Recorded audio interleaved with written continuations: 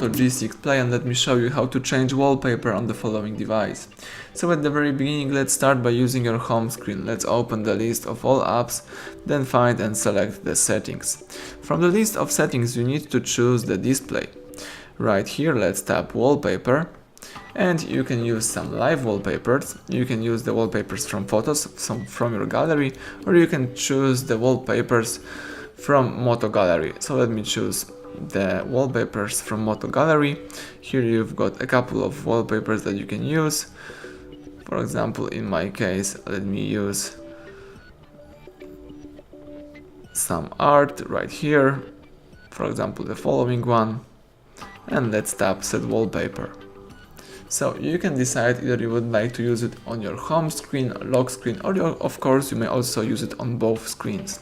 In my case, let me use it on lock screen. And that's it, wallpaper set successfully.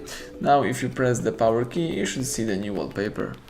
So that's it, everything went well, thank you for watching, please subscribe our channel, leave thumbs up under the video.